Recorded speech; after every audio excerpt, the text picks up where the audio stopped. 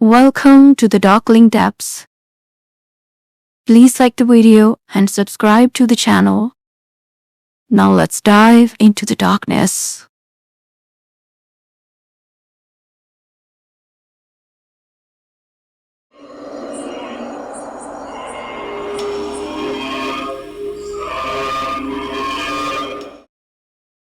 Welcome to the Darkling Depths.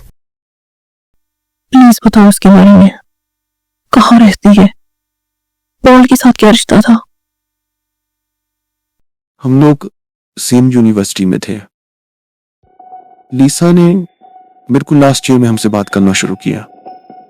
हम लोग अच्छे दोस्त बन गए। वो हार्डली दूसरे दोस्तों के साथ टाइम स्पेंड करती थी। इनफैक्ट वो पार्टीज और गैदरिंग्स को अवॉइड ही करती थी। पर हमारे कुछ दोस्त उसे थोड़ा बहुत जानते थे। अगर वो कभी किसी पार्टी में आ भी जाती थी, वो किसी से बात नहीं करती थी सिवाय मेरे और पॉल के। सच तो ये है, उसने मेरे से दोस्ती इसलिए की थी ताकि वो पॉल की क्लोज जा सके, क्योंकि मैं और पॉल हमेशा साथ में रहते थे। पॉल के पेरेंट्स को इसके बारे में कैसे नहीं पता? क्योंकि ज्यादातर हम लोग घर से बाहर ही मिलते थे। अगर कभी हम उसे पॉल के घर पे बुलाते भी तो वो मना कर देती। अब तो मुझे भी ऐसा लग रहा है कि शायद वो जानबूझ के पॉल के पेरेंट्स को अवॉइड कर रही थी। उसने पॉल को परेशान करना कब से शुरू किया? हमारी फाइनल असेसमेंट के थोड़ा टाइम पहले एक दिन उसने अचानक से पॉल को प्रपोज कर दिया, पर पॉल ने उसे ये कहते हुए मना कर दिया कि वो उसके लिए सिर्फ उसकी दोस्त है। वो एकदम से वाइल्ड आउट हो गई। उसने पॉल को चोट पहुंचाने की कोशिश की, फिर अचानक से वहां से चली गई और एकदम से पॉल की लाइफ से गायब हो गई। पॉल ने मुझे सब कुछ बताया। मुझे बहुत गुस्सा आया। मैं जाकर उसे कन्फ्रंट करना चाहता था, लेकिन पॉल ने मुझे मना किया और वो सब भूल जाने के लिए कहा।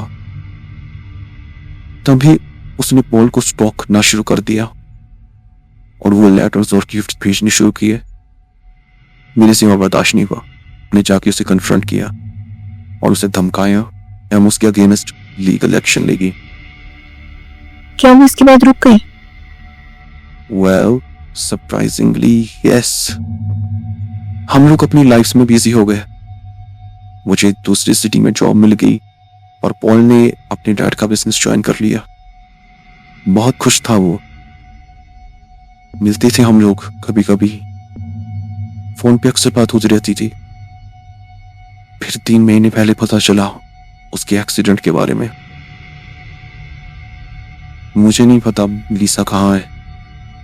अगर इसी शहर में रहती है तो हो सकता है उसे पॉल के एक्सीडेंट के बारे में पता चला हो। शायद उससे मिलने भी आई हो। आती है ना मिलने, चुड़ैल बन के। क्या क्या मतलब? Maybe she's dead. और उसी की स्पिरिट है जो पॉल को हॉन्ट कर रही है। पर पहले हमें कंफर्म करना पड़ेगा कि वो जिंदा है या मर गई है। टानिया जेम्स को कहती है कि वो उसे लीसा के घर का एड्रेस दे। तभी कैथरीन को चैप्टी का फोन आता है। वो उसे कहता है कि कॉस्मा ने जो रिचुअल किया था उन्हें प्रोटेक्ट करने के लिए वो ज्यादा देर तक काम नहीं करेगा। जल्द ही उन्हें दोबारा से पास्टर को बुलाना पड़ेगा और एक और रिचुअल करना पड़ेगा उनकी प्रोटेक्शन के लिए। पर पास्टर कुछ दिनों के लिए आउट ऑफ टाउन है। जेम्स के जाने के बाद कैथरीन सबके बारे में टानिया को बताती है। दोनों लड़कियां डरी हुई ईएमएफ मीटर हाथ में पकड़ के पूरे घर में इधर उधर घूम रही हैं और मन ही मन दुआ कर रही हैं कहीं पैरानॉर्मल एंटिटी का कोई साइन ना मिल जाए। लेकिन अगर हमें पैरानॉर्मल एंटिटी का साइन मिलेगा तो हमें ये कैसे पता चलेगा ये पॉल है या वो इविल स्पिरिट? पॉल यहाँ नहीं आएगा क्योंकि वो जानता है अगर वो यहाँ आया तो इविल स्पिरिट भी उसे फॉलो करेगी। काफी देर तक ढूंढने के बाद भी दोनों लड़कियों को कोई साइन नहीं मिलता। दोनों चैन की सांस लेती है और सुकून से सो जाती है। उस हफ्ते कैथरीन को वीक ऑफ नहीं मिलता। इसलिए टानिया और डेव डिसाइड करते हैं वो उस लड़की के घर पे जाएंगे।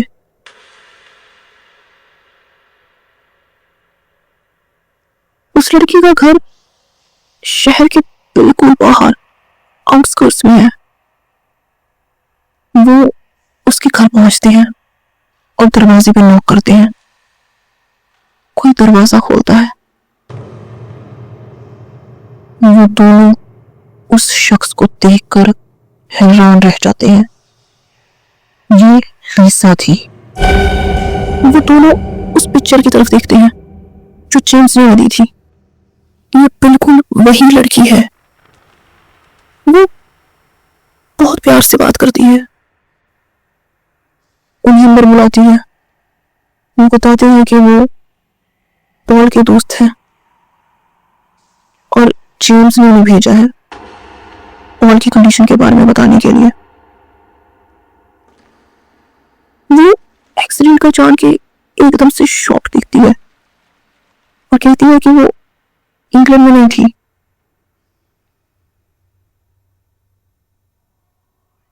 यूनिवर्सिटी कंप्लीट करते हुए वहां से चली गई थी और जस्ट 2 हफ्ते पहले वापस आई है।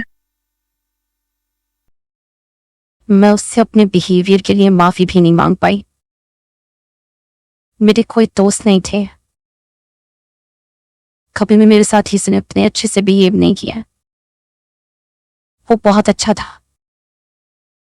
मुझे रियलाइज ही नहीं हुआ मैं कम उसके साथ बहुत ज्यादा अटैच्ड हो गई।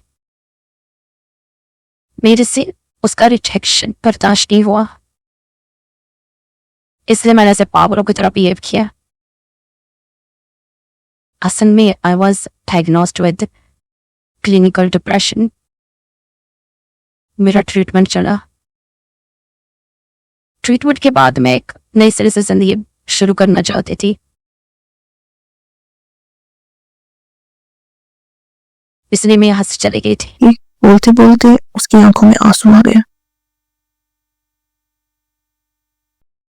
वापस आने पे मेरी हिम्मत नहीं हुई मैं पॉल को या जेम्स को फेस करूं। मुझे अपनी हरकतों पे बहुत शर्म आ रही थी और मैं बाकी और किसी दोस्तों के साथ भी टच में नहीं हूं, इसलिए मुझे इस एक्सीडेंट का पता ही नहीं चला। टीम को उस कमरे में एक पिक्चर दिखती है। उस पिक्चर में लीसा के साथ एक बुजुर्ग औरत है। वो ज़ूम करता है उसकी मॉम होगी। वो दोनों वहां ज्यादा देर नहीं रुकते और चले जाते हैं। जब कैथरीन वापस घर आती है उसे सब कुछ बताती है। वो भी बहुत शॉक्ड होती है। वो जेम्स को कॉल करती है, उसे सब बताती है। वो रिक्वेस्ट करती है कि वो उस सब लोगों के बारे में याद करे कि उनमें से कौन था जो पॉल को नुकसान पहुंचाना चाहता था। वो उसका बुरा चाहता था।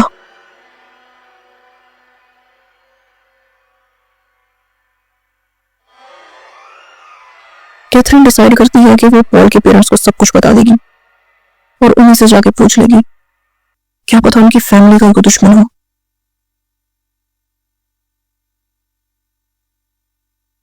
अगले दिन जैसे उसे पॉल के पेरेंट्स मिलते हैं वो ऐसा ही करती है। पॉल के मॉम डैड बिल्कुल शॉक्ड रह जाते हैं, पर उन्हें ऐसे किसी इंसान का ध्यान नहीं आता जो पॉल से इतनी नफरत करता हो या उन्हें नुकसान पहुंचाना चाहता हो। ये लोग इस वक्त पॉल के कमरे में ही मौजूद हैं और बिल्कुल उसके पास ही बैठे हुए हैं। कैथरीन एकदम से अपने सर पे हाथ फेरते हुए कहती है, पॉल हमारी। तभी कैथरीन की पॉकेट से उसका फोन बाहर निकल के गिर जाता है और एकदम से उसकी स्क्रीन ओपन हो जाती है। उसका फोन उसी व्हाट्सएप चैट पे था जहां पे उसे लीसा की पिक्चर रिसीव हुई थी। मैं इस लड़की को जानती हूँ।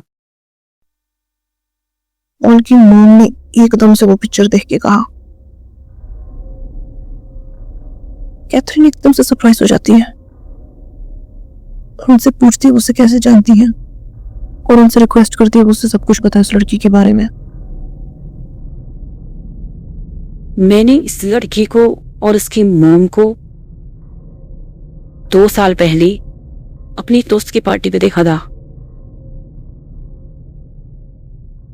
पार्टी में औरतें इसकी मॉम के बारे में गॉसिप कर रही थी कि वो ब्लैक मैजिक करती है। उसने ब्लैक मैजिक यूज करके एक अमीर आदमी को फंसाया और उससे शादी की। उसके हस्बैंड की बहुत सालों पहले मौत हो चुकी है। मुझे बहुत बुरा लगा कैसे लोग एक बेचारी विधवा के बारे में ऐसी बातें कर रही हैं। उसके बाद मैंने उसे 1-2 बार और देखा गेट टुगेदर्स में, लेकिन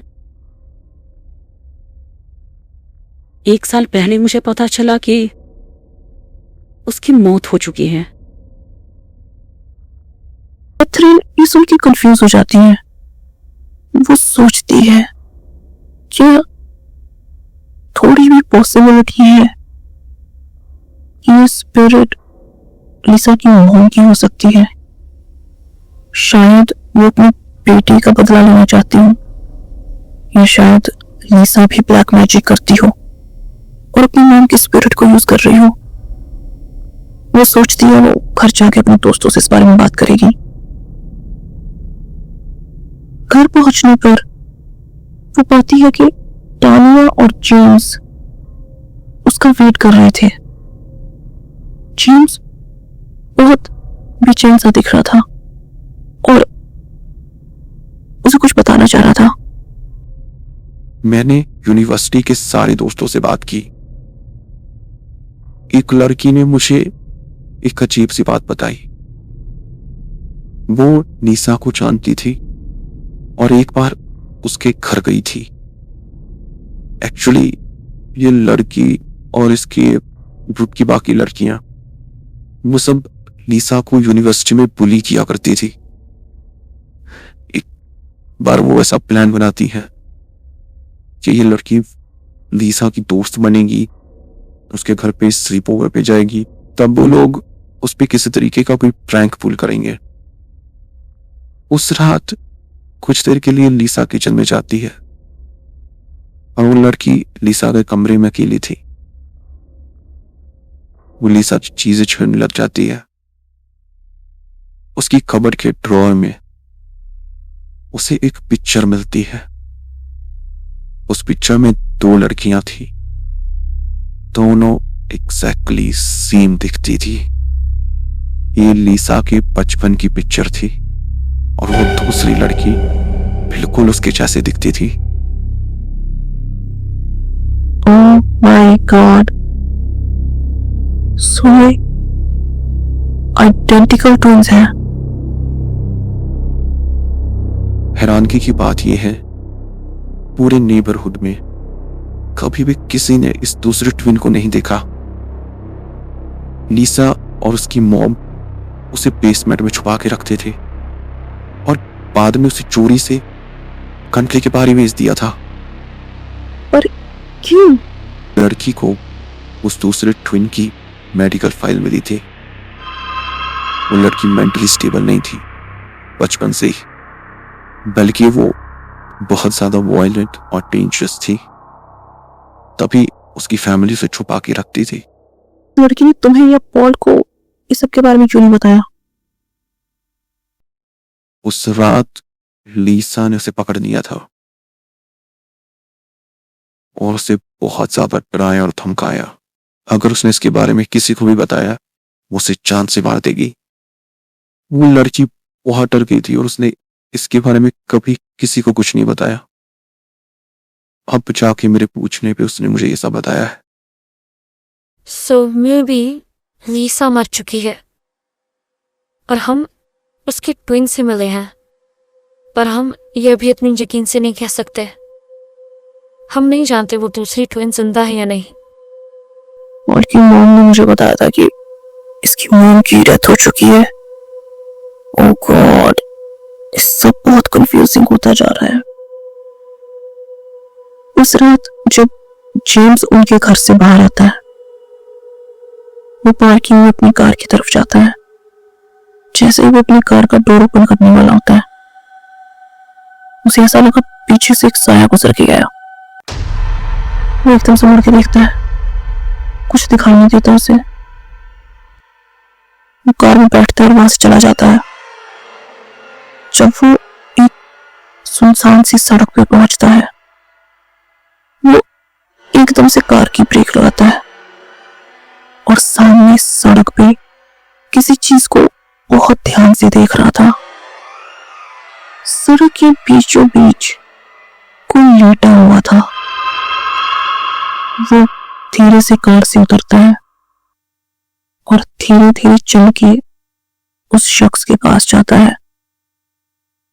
उसे डर तो लग रहा था और उसे लगा शायद कोई बीमार है, बेहोश हो गया है, किसी को शायद मदद की जरूरत हो। जैसे वो उस इंसान के पास पहुंचता है और छुप के देखने की कोशिश करता है, उसे पीछे से एकदम से जोर की आवाज आती है। वो एकदम से शॉक में मुड़ता है और डरा हुआ आसपास देखता है। वो वापस उस इंसान की तरफ मुड़ता है और ये देखकर एकदम हौचक्का रह जाता है। अब वहां कोई नहीं था। तभी उसे फिर से आवाज आती है। अब उसके रोंगटे खड़े हो चुके थे।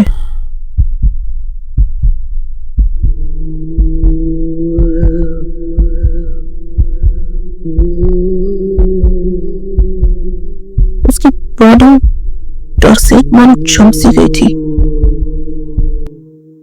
तभी अचानक से दो बर्फ जैसे ठंडे हाथ उसका गला दबाने लगते हैं।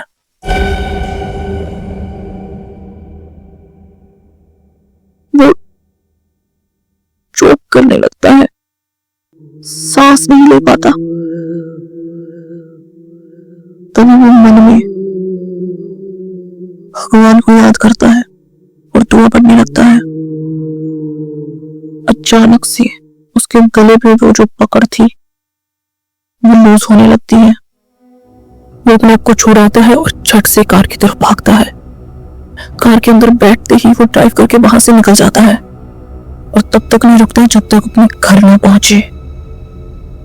घर पहुंचने पर जब अपने कार लॉक करके घर के अंदर जाने वाला होता है, तभी वो कुछ नोटिस करता है। वो अपनी कार के पीछे जाकर कुछ देखता है और डर से जम जाता है। उसकी कार के बैक हुड पे खून से लिखा हुआ था, स्टे अवे। जेम्स घर के अंदर जाते ही कैथरीन को फोन करता और सब कुछ बता देता है। कैथरीन परेशान हो जाती है और उसी टाइम पास्टर को कांटेक्ट करती है। अगले दिन पास्टर कैथरीन के साथ जेम्स के घर पे जाते हैं, प्रेयर करते हैं और क्लींजिंग करते हैं घर की। वो उन्हें सजेस्ट करते हैं कि उन्हें दोबारा लीसा के घर जाना चाहिए, वहीं उन्हें सारे आंसर्स मिलेंगे, तभी वो उस शैतान को खत्म कर पाएंगे। उसी शाम जेम्स, डेव, टानिया, कैथरीन लीसा के घर की तरफ जाते हैं। लकीली घर पे कोई नहीं था। वो घर के अंदर जाने का रास्ता ढूंढने लगते हैं। शायद से कोई खुली हुई खिड़की हो या कोई बेसमेंट का दरवाजा। उन्हें एक खुली हुई खिड़की मिल जाती है। डेव और जेम्स वहां से घर के अंदर एंटर कर जाते हैं। टानिया और कैथरीन घर के बाहर रहती हैं ताकि जैसे ही लीसा वापस आए फोन अलर्ट कर सके। वो दोनों घर के अंदर जाते हैं, सारे कमरे चेक करते हैं, उन्हें कुछ नहीं मिलता। तभी डेव को एक कमरा दिखता है जिसके अंदर कुछ अजीब से सिंबल्स बने हुए थे, क्रीपी सी चीजें पड़ी हुई थी। ऐसा लग रहा था वहां पे किसी तरीके का कोई ब्लैक मैजिक या कोई डार्क रिचुअल परफॉर्म किया गया हो। वो जेम्स को बुलाता है, जेम्स वो सब देखता है।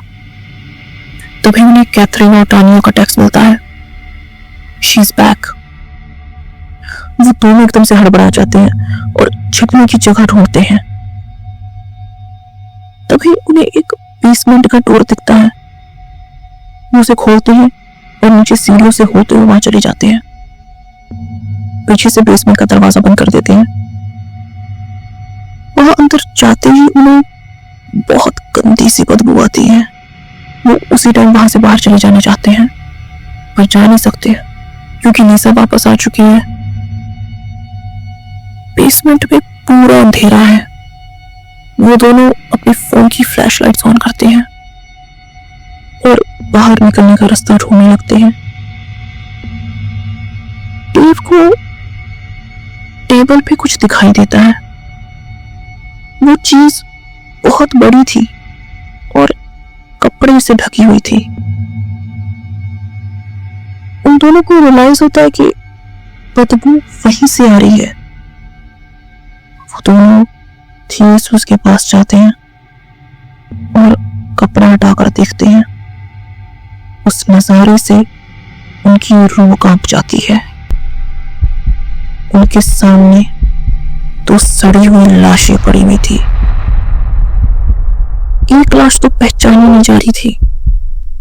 उसके कपड़े और नेकलेस से डेव पहचान लेता है कि वो लीसा की मदर है, क्योंकि उस दिन उसने तस्वीर में उसे देखा था। दूसरी लाश ग्रेइश हो चुकी है लेकिन उसके फीचर्स दिख रहे हैं। पता चल रहा है वो दूसरी ट्विन है। अब वो लोग वहां और नहीं रुक पाते और कुछ डेस्परेट होकर इधर उधर बेसमेंट का दरवाजा ढूंढते हैं। आगे चल के उन्हें सीढ़ियां दिखाई देती हैं जो ऊपर की तरफ जा रही थी। उस पे चढ़ के वो एक दरवाजा खोलते हैं तो वो दरवाजा उस घर के पीछे की तरफ खुलता था। जेम्स थोड़ा सा दरवाजा खोल के आसपास देखता है, कहीं बाहर कोई है तो नहीं। वो दरवाजा खोलकर एकदम से वहां से भाग जाते हैं। वो लोग छठ से कार में बैठते हैं और वहां से निकल जाते हैं। घर पहुंचने पर वो लड़कियों को इस सब के बारे में बताते हैं। लोगों को उसकी मॉम की डेथ के बारे में पता था। इवन लोगों ने उनका फ्यूनरल भी अटेंड किया था और उसकी बॉडी को कॉफिन में कब्र के अंदर दफन होते हुए देखा था। तभी एक रियलाइजेशन से कैथरीन का चेहरा सफेद पड़ जाता है। ओह माय गॉड, उसने अपनी मॉम की कब्र खोद के उनकी लाश निकाल ली। What a psycho bitch. पर हम अभी भी नहीं जानते ये स्पिरिट किसकी है। हम इन दोनों बहनों में से मौत किसकी हुई है। लॉजिकली तो ये लीसा ही होनी चाहिए क्योंकि वही है जो पॉल से रिवेंज लेना चाहती थी। पर देन ये फैमिली ब्लैक रिचुअल्स जैसी चीजों में इन्वॉल्व थी, तो हो सकता है कि लीसा अपनी सिस्टर की और मॉम की स्पिरिट यूज कर रही हो। पॉल हमें बता सकता है कि ये किसकी स्पिरिट है। हाँ, पर अगर हमने उसे कांटेक्ट किया तो वो इविल स्पिरिट भी उसके साथ आ जाएगी। उसकी फिक्र करने की जरूरत नहीं है। Asma will take care of it. वो उसी टाइम अपना फोन निकालती है और ऑस्मा को फोन करती है।